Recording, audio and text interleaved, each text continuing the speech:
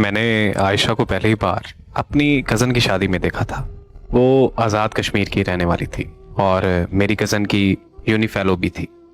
पहली नज़र में ही मुझे उससे मोहब्बत हो गई। मैंने मौका देखते ही उसे प्रपोज कर दिया, लेकिन उसने मुझे कहा कि वो शादी से पहले की मोहब्बत पर यकीन नहीं रखती। वो मुझसे कहने लगी कि अगर तुम्हें आपको पसंद हो तो मेरे घर रिश्ता भेज दें। तो मैंने कज़न की शादी के फौरन बाद उसके घर अपने माँ बाप को रिश्ते के लिए भेज दिया। वो उसके घर वालों ने हाँ कर दी और इस तरह हमारी मंगनी भी हो गई। हमारी शादी 2 साल बाद होनी थी, क्योंकि आयशा की पढ़ाई अभी मुकम्मल नहीं हुई थी। आयशा लाहौर की एक यूनिवर्सिटी से मास्टर्स कर रही थी और हॉस्टल में रहती थी। तो मेरी उससे फ़ोन पर बात होती थी। मैंने उसे काफ़ी दफ़ा बोला कि तुमसे मिलने आना चाहता हूँ, मगर वो मुझे साफ इनकार कर देती थी। मुझे कहती थी कि शादी से पहले मिलना जायज़ नहीं है। उसको ऐसी बातों की वजह से मुझे और भी प्यारी लगने लगी थी। उसे अपनी और अपने घर वालों की इज्जत का बहुत ख्याल था। मेरी छुट्टी ख़त्म होने पर मुझे फ्रांस वापस आना था। तो वापस आने से पहले मैंने आयशा को दोबारा ये ख्वाहिश की कि मैं फ्रांस जाने से पहले एक बार तुमसे मिलना चाहता हूँ। तो उसने मुझे कहा कि ठीक है, मैं एयरपोर्ट पर आपसे मिलने आ जाऊंगी। मैं अपनी फ्लाइट वाले दिन एयरपोर्ट पर 4 घंटे पहले ही पहुंच गया। एयरपोर्ट पहुंचकर मैंने उसे कॉल की तो उसने मुझे कहा कि मैं थोड़ी देर में आती हूँ। 2 घंटे के मुसलसल इंतजार के बाद मैंने उसे कॉल की तो उसने मेरा नंबर मसरूफ कर दिया। 1 घंटे तक वो मेरा नंबर बार बार मसरूफ करती रही। फिर उसने कॉल अटेंड करते ही मुझे कहा कि मैं नहीं आ सकती, आप चले जाओ। इससे पहले कि मैं कुछ और कहता उसने कॉल बंद कर दी। तब मैंने दोबारा कॉल की तो उसका नंबर बंद जाने लगा। मुझे कुछ समझ नहीं आ रहा था कि आखिर वो ऐसा क्यों कर रही है। इतने में मेरी फ्लाइट का वक्त हो गया और मैं उससे बगैर मिले फ्रांस आ गया। हाँ, आकर मैंने उसे कॉल की तो उसका नंबर फिर से बंद जा रहा था। मैं उसके घर कॉल करने ही वाला था कि मेरे घर से कॉल आ गई। मुझे मेरी अम्मी ने बताया कि आयशा के घर वाले हमारे घर आकर तुम्हारा रिश्ता तोड़ गए हैं। ये सुनकर मेरे पांव तले जमीन निकल गई। अम्मी ने मजीद मुझे बताया कि आयशा के घर वाले ये कह रहे थे कि ये रिश्ता हमारी बेटी को मंजूर नहीं, इसलिए हम ये रिश्ता यहीं ख़त्म करते हैं। मैंने अम्मी की कॉल बंद की और आयशा के घर कॉल की तो उनका नंबर भी बंद जा रहा था। कि लाख कोशिशों के बावजूद भी मेरा राब्ता आयशा और की फैमिली से नहीं हुआ तो मैं फिर से छुट्टी लेकर पाकिस्तान वापस आ गया। वहाँ पहुँचते ही आयशा के घर आज़ाद कश्मीर चला गया। वहाँ जाकर मुझे आयशा के घर वालों ने बताया कि आयशा लाहौर से वापस घर आई थी और तब उसने कहा कि उसे तुमसे शादी नहीं करनी। हमने उससे वजह भी पूछी थी, अगर उसने कहा कि मैं जहर खाकर मर जाऊंगी लेकिन वहाँ शादी नहीं करूंगी, इसलिए हमने आप लोगों के साथ रिश्ता तोड़ दिया। उसके बाद वो 2 दिन घर रही और फिर वापस लाहौर चली गई। मगर फिर हमें पता चला कि वो लाहौर पहुंची ही नहीं। हमने उसे बहुत ढूंढा मगर उसका कुछ पता नहीं है। मैं ये सब सुनकर और भी तकलीफ में चला गया, क्योंकि मेरे अंदर बहुत सारे सवाल पैदा हो चुके थे। क्योंकि कि आखिर उस दिन वो एयरपोर्ट पर क्यों नहीं आई और फिर उसने अचानक मुझसे मंगनी क्यों तोड़ी और अब अचानक कहाँ गायब हो गई है। मैं अपने इन्हीं सवालों के जवाब जानने के लिए अपनी कज़न से मिलने लाहौर चला गया, जो उसकी बेस्ट फ्रेंड हुआ करती थी और आयशा की यूनिवर्सिटी फेलो भी रह चुकी थी। मेरी कज़न ने मुझे बताया कि आयशा यूनिवर्सिटी में एक लड़के से बहुत ज़्यादा प्यार करती है, मगर वो लड़का आयशा के साथ मुखलिस नहीं था। मैंने ये बात आयशा को समझाई थी कि वो लड़का तुमसे प्यार नहीं करता, मगर वो इस बात को समझने तक वो अपना सब कुछ गंवा बैठी थी। प्रेग्नेंट होने का सुनकर उस लड़के ने आयशा को छोड़ दिया। आयशा ने उसकी बहुत मिन्नतें की मगर उस लड़के ने उसकी एक ना सुनी। आयशा बहुत अरसे तक डिप्रेशन में रही और फिर मेरी शादी पर उसे तुम मिल गए।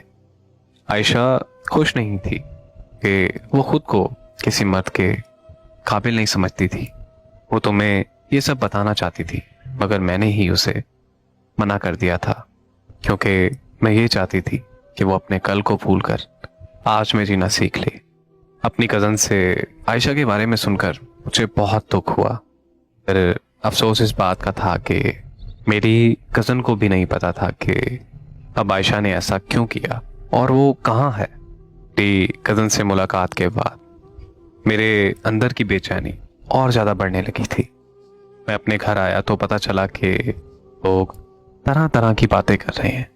सबने मान लिया था कि आयशा किसी लड़के के साथ भाग गई है, मगर मेरा दिल ये मानने के लिए तैयार था ही नहीं, क्योंकि वो हमेशा अपनी फैमिली की इज्जत को लेकर बहुत ज़्यादा फिक्रमंद रहती थी। आखिर ऐसा क्यों हो गया? उसने किसी की इज्जत का सोचा ही नहीं। मैंने उसके साथ एक वक्त गुजारा था तो मुझे कभी नहीं लगा था कि वो मुझे पसंद करती है, बल्कि मुझे पूरा यकीन था कि वो मुझसे प्यार करती है। मैं ये सब सोच सोच कर पागल होता जा रहा था। फिर मैंने अपनी कज़न को कॉल की और ये कहा कि मुझे उस लड़के का एड्रेस या नंबर चाहिए जिसने आयशा को धोखा दिया था। मगर मेरी कज़न ने मेरी फौरन कॉल काट दी और फिर मेरी कज़न ने थोड़ी देर बाद मुझे कॉल करके अपने घर बुलाया। मैं अपनी कज़न के घर लाहौर गया था। वहाँ आयशा भी मौजूद थी। आयशा को देखकर मेरी जान में जान आ गई।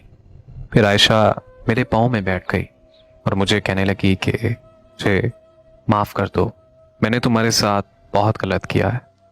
मैंने उसे फौरन चुप करवाया और तसल्ली दी और फिर बाद में ये पूछा कि मुझे बताओ कि आखिर हुआ क्या है। तो वो कहने लगी कि तुम्हारी कज़न ने तुम्हें सब बताया होगा। मैं उस लड़के से बहुत ज़्यादा प्यार करती थी, मगर उस लड़के ने मुझे धोखा दे दिया, मेरा इस्तेमाल करके मुझे छोड़ दिया। मैं हर रोज़ उसे याद करके रोती रहती थी। मुझे लगता था कि मेरी ज़िंदगी अब ख़त्म हो चुकी है। फिर पता नहीं तुम कहाँ से मेरी ज़िंदगी में आ गए। मुझे इज्जत दी, मुझे बहुत सारा प्यार दिया, मुझे जीना सिखाया। हमारी मंगनी के बाद मैं भी तुमसे मिलना चाहती थी, मगर मुझे लगता था कि अगर मैं तुमसे शादी से पहले मिलूंगी तो तुम भी मुझे उसकी तरह इस्तेमाल करके छोड़ दोगे। मैं मानती हूं कि तुम्हें लेकर ये सोच मेरी गलत थी। मेरे साथ जो हुआ उसके बाद मेरे अंदर एक खौफ सा तारी हो गया था। मैं तुमसे मिलने के लिए एयरपोर्ट आ रही थी कि अचानक उस लड़के की कॉल आ गई। वो मुझसे मिलना चाहता था, मगर मैं खुद को रोक नहीं पाई। मैं जब उससे मिली तो वो मुझसे माफ़िया मांगने लगा।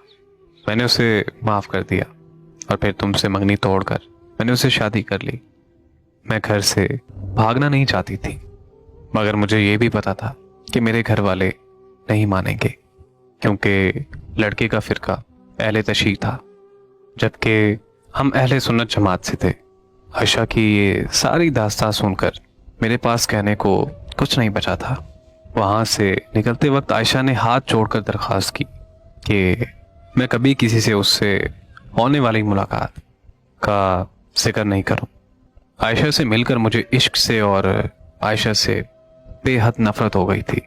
फिर मैंने 1 महीने के अंदर घर वालों की मर्जी से शादी कर ली और अपनी बीवी को लेकर फ्रांस वापस आ गया। मगर मुझे अंदाज़ा नहीं था कि जिस मोहब्बत का मैं इख्तिताम कर आया हूँ उस मोहब्बत का अंजाम अभी बाकी है।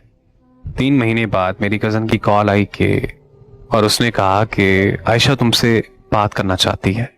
मगर मैंने अपनी कज़न से यह कहकर कॉल बंद कर दी कि मुझे अब उससे कोई बात नहीं करनी।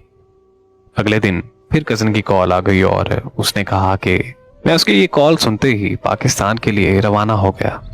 कज़न ने मुझे कॉल करके बताया कि ये सच है कि आयशा की ज़िंदगी में एक लड़का आया था जो आयशा को प्रेग्नेंट कर कर छोड़ गया था, मगर वो लड़का आयशा की ज़िंदगी में दोबारा कभी नहीं आया।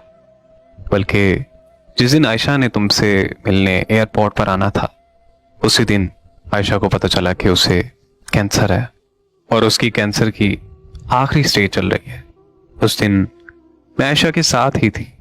वो बहुत रोई, मगर अपने लिए नहीं, तुम्हारे लिए, क्योंकि वो जानती थी कि तुम उसकी मौत का सदमा बर्दाश्त नहीं कर पाओगे।